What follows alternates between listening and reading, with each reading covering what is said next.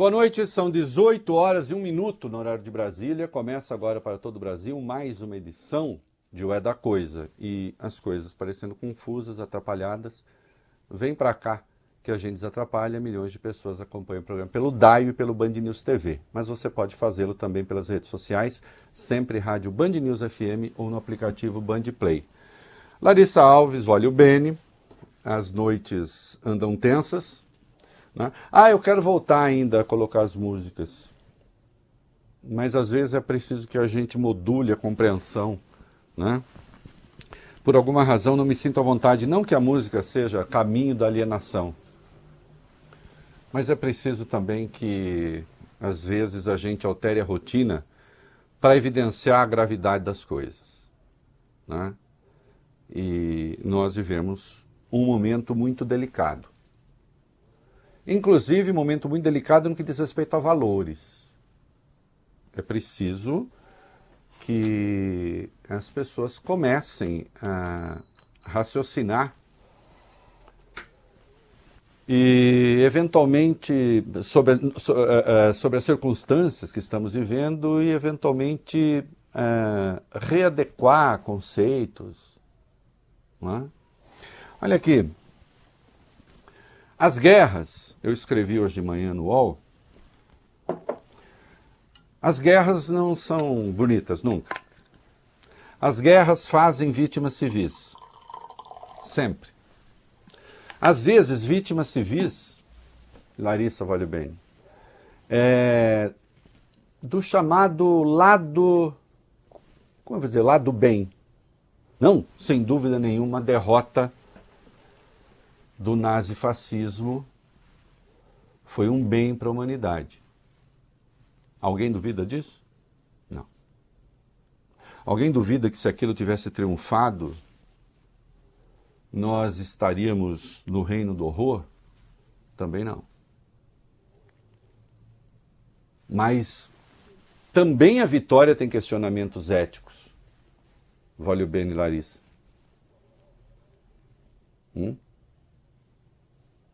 Alemanha já derrotada, Itália também, Japão resistia. Está aí o filme Oppenheimer, que vocês têm de ver, espetacular.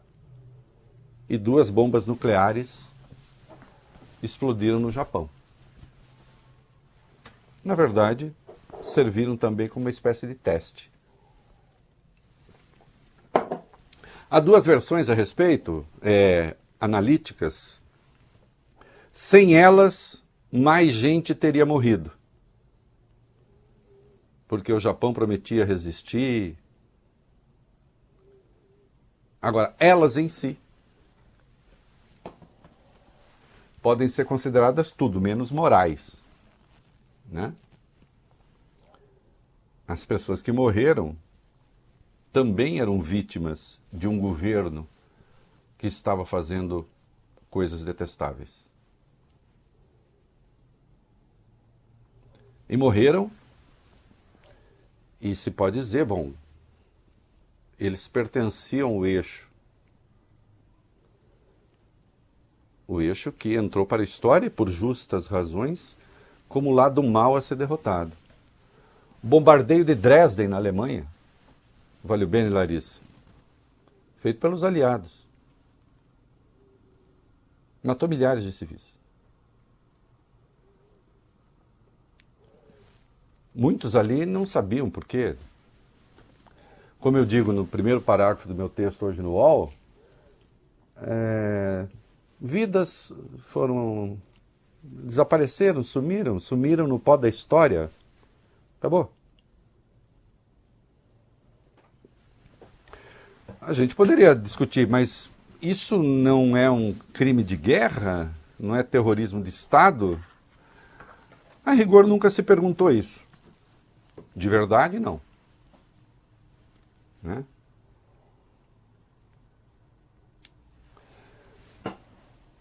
Eu tenho textos em penca repudiando de maneira inequívoca, sem chance para negociação, para qualquer forma de tergiversação, o terrorismo. E aí eu digo, seja o terrorismo de uma milícia, seja o terrorismo de uma pessoa, seja o terrorismo de Estado. Eu acho, valeu bem, eu acho, Larissa, que nós precisamos nos reposicionar todos, inclusive moralmente, a respeito disso. Ainda que as guerras tenham baixas civis, é preciso que se faça de tudo para evitar que os civis sejam alvos. E eles já foram, hein? Foram na Primeira Guerra, na Segunda Guerra e de todos os lados.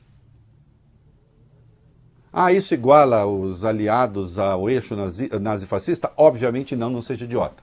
Não iguala. Mas esses atos em si, e em si mesmo moralmente condenáveis, existiram, de todos os lados. Então, numa análise fria, poderíamos dizer, morrer civis é parte do jogo, é parte da luta política. E isso causa mais horror ou menos horror a depender de quem ganha ou de quem é mais influente. Mas essa seria uma visão cínica das coisas, a essa altura.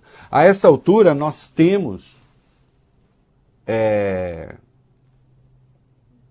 de promover uma espécie de revolução também ética, ou de reconsideração também ética. Não dá para considerar aquilo como norte, aquilo que Maquiavel nunca escreveu, que os fins justificam os meios.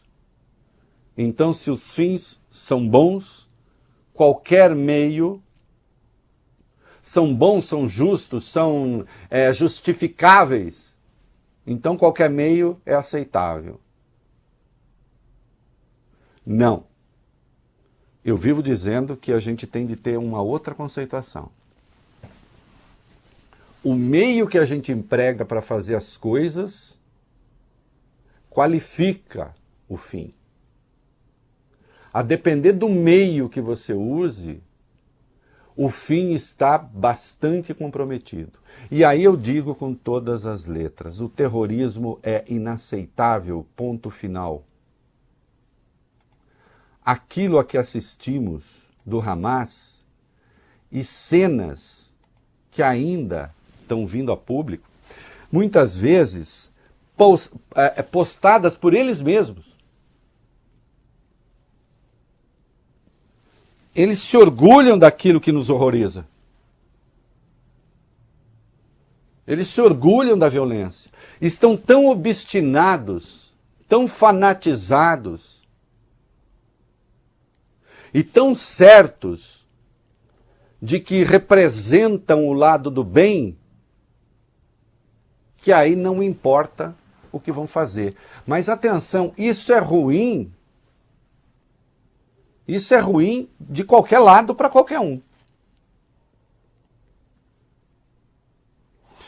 Eu, pessoalmente, não tenho dúvida, e quando eu digo pessoalmente, quer dizer, com os valores que eu tenho, com as definições sobre o que é terrorismo. E sobre o consenso, porque há consenso sobre práticas que são terroristas. Eu diria consensos conceituais. O consenso político é outro, ainda vamos ver. Então, o Hamas é terrorista. O Hamas pratica terrorismo. Praticou terrorismo. E mesmo dentro do terror você tem escalas de violência e de abominação. E nós vimos que eles não têm limite nenhum. Nada. Zero.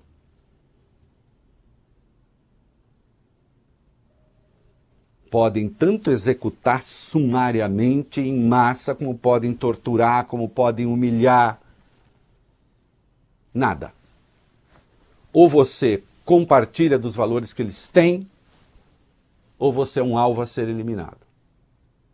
Assim como no seu estatuto tem a eliminação de Israel como fundamento. então é terrorista.